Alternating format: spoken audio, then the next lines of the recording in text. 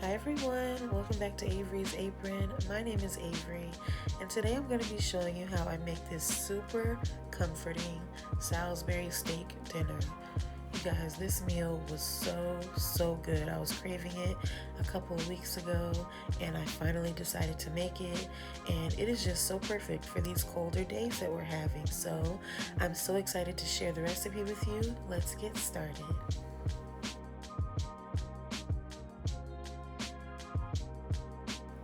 So we're gonna jump right in with our Salisbury steak. I've got 2 pounds of ground turkey here in my bowl. I've got a pound of 93.7 ground turkey and a pound of 85.15, and I'm just mixing that together really quick before I start seasoning it. And we are gonna go in with the basics, okay? A little onion and garlic powder, and then I've also got this super yummy Buttery Steakhouse seasoning by Kinder's. This is such a good seasoning. It really was the star of the show here. It just gave it such great flavor. I also went in with 1 minced onion. I've got this packet of Lipton's Beefy onion soup mix, and you saw I drizzled in a little bit of A1 sauce. Usually I would use Worcestershire sauce, but I didn't have any, so A1 was the next best thing, okay? So I'm gonna give that a mix till everything is well combined. You wanna season this really well, especially if you're using ground turkey, okay? You can definitely feel free to use ground beef if you prefer it.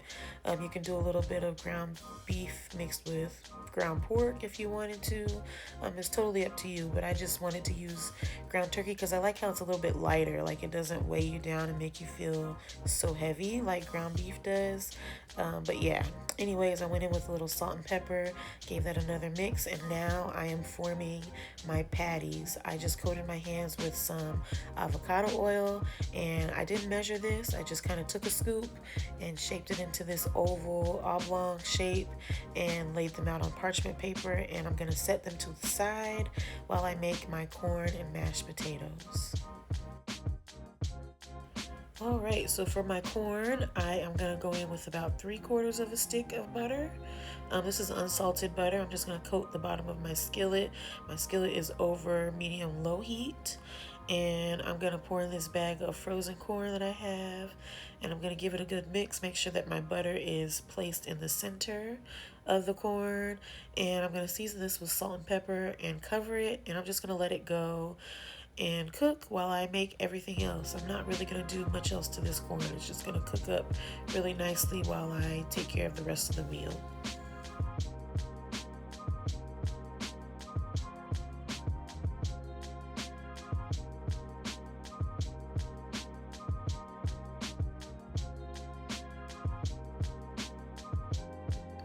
Okay, and now for the mashed potatoes. I've shared my mashed potato recipe on here before. Not much has changed since that recipe. I do it pretty much the same way, but here I just have my russet potatoes that I peeled, and I just cubed them up really nicely. I'm gonna go ahead and pour this starchy water off and put some fresh water over top of these potatoes. I'm gonna throw in a couple of garlic cloves, and I'm gonna season my water. You want to heavily season your potato water, okay? Don't be scared, okay? Your potatoes need it. I sprinkled in quite a bit of salt here, but it still was not enough. So just make sure that you're generous with the salt in your water for your potatoes. And now it is time for the star of this meal, right? We are gonna go ahead and start cooking up our Salisbury steak. So I've got some avocado oil in my skillet here over medium to medium high heat. And I'm just gonna sear these patties off in batches, okay? I seared them for about 4 minutes per side. You just wanna get a nice brown crust on them, okay? And like I said, do this in batches until they are all done.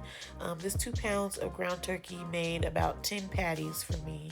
So it just depends on how large or small you make them. That will determine how many patties you get. But yeah, like I said, after you sear them off, you just want to remove them from your skillet and set them to the side.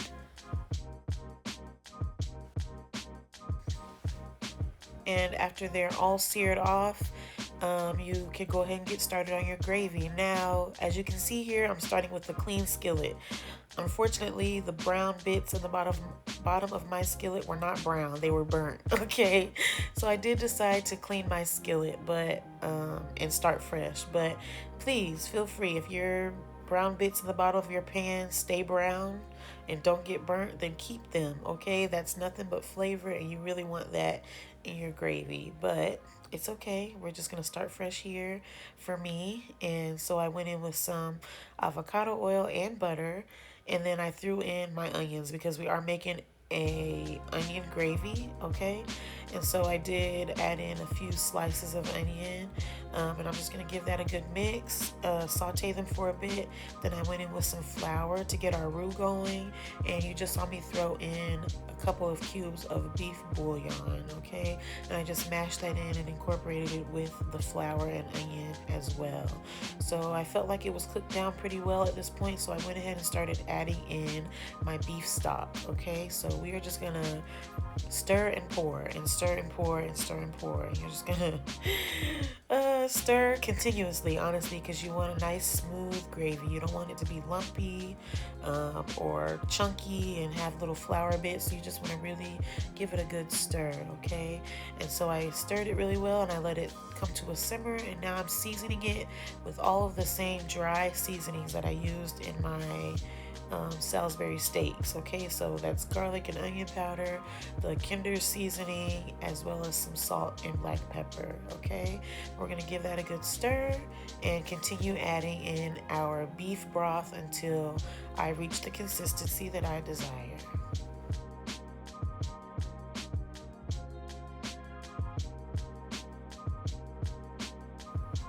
And at this point, the gravy is looking good to me, so I'm gonna start adding my meat patties to this wonderful brown gravy that we've got going. So as I add each patty, I'm just trying to make sure that it is coated nicely in that gravy. I'm gonna also pour in those remaining juices that kind of dripped off in that pan. I know you saw me add those drippings. You want to keep that too, okay? All of this is flavor. You just want to build flavor for your steaks. And so yeah, I just left those to simmer while I finished up my mashed potatoes. Remember, they are not fully cooked, so, and it's ground turkey in my case. So I just left those to simmer over medium heat. You can cover your skillet, but I did not. So those are cooking away, and we are gonna finish our mashed potatoes. So I drained my potatoes. I went in with 1 stick of butter and 1 stick of cream cheese. And now I'm going in with a nice glug of heavy cream, going in with some garlic powder, doing a little black pepper and salt as well here in a little bit. We're just gonna give this a nice stir until everything is well combined. You see how luscious and delicious this looks? So I'm giving it a taste at this point, and it needed lots more salt. That's what I was talking about in the beginning. My water was not salted enough, and so now at this point I'm here trying to do damage control, and it's just, you know, if you wait to this point to season your mashed potatoes, it's too late. Okay, there's just really nothing you can do. No amount of salt helps for some reason. So yeah, I went in with a little extra salt, but at the end of the day I didn't worry about it because my gravy was flavored really nicely. It was seasoned really well, and so that is what saved these potatoes. So they're nice and luscious and creamy. They just weren't salty enough. But anyways, that is the meal, you guys. I pulled this together in about an hour and a half. But banquet who, okay? I know the banquet Salisbury steak meals are popular, but this homemade version is top tier, okay? You have to try it out this winter season. It's so comforting and so good.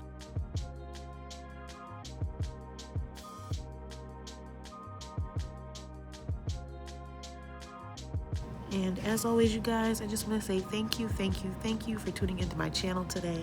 I hope you give this recipe a try. I really hope you like it. Let me know in the comments down below if you do. Don't forget to like, comment, and subscribe. And also let me know, what is your favorite comfort meal during these winter months? Thanks for watching. Bye.